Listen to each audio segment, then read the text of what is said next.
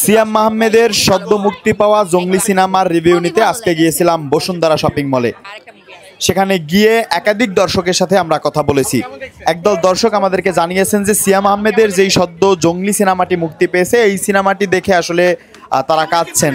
কোনো দর্শক মন্তব্য করেছেন যে পুরো সময়টি জুড়েই কিন্তু সিয়াম আহমেদের যে সিনেমাটি রয়েছে সেই সিনেমায় কিন্তু করুণ যেই দৃশ্য সেটি দেখেই কিন্তু মূলত তারা কান্না করেছেন। এবং আরেক দল দর্শক বলেছেন যে এই সদ্য ঈদে সিয়াম আহমেদ সহ যাদেরই সিনেমাগুলো মুক্তি পেয়েছে এই সিনেমাগুলো দেখে তারা মনে করছেন যে বাংলাদেশের যে ফিল্ম ইন্ডাস্ট্রি রয়েছে এই ফিল্ম ইন্ডাস্ট্রির কিন্তু উন্নতি ঘটেছে।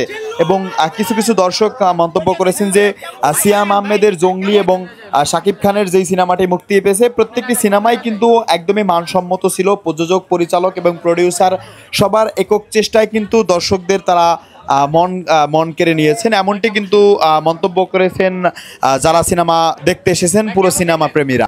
আমরা বিগত দিনে দেখেছি যে ফিল্ম ইন্ডাস্ট্রির যাকে কিং বলা হয় শাকিব খান, সেই শাকিব খান সহ উল্লেখযোগ্য 2 থেকে 3 জন নায়কেরই শুধুমাত্র সিনেমাগুলো কিন্তু সিনেমা হলে হিট করতো। ঠিক এবছর আমরা যেমনটি দেখেছি যে আফরান নিশো এবং সিয়াম, এই সিয়ামের এদের পাশাপাশি কিন্তু শাকিব খান এবং উল্লেখযোগ্য 2 থেকে 3 জন নায়কের সিনেমা কিন্তু দর্শক প্রিয় হয়েছে। এবং সিনেমা হলগুলোতে কিন্তু সেই সিনেমা মুক্তি পাওয়ার পর থেকেই কিন্তু এখন অবধি দর্শকদের যে উপচে পড়া ভিড় সেটি কিন্তু আপনারা এখনই দেখতে পাচ্ছেন।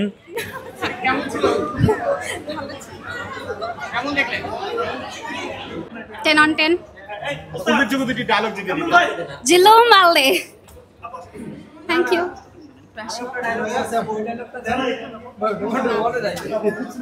খুবই ভালো। আমরা আসলে মাত্র জঙ্গলি দেখে বের হলাম, এখন হচ্ছে আমরা চক্কর দেখবো।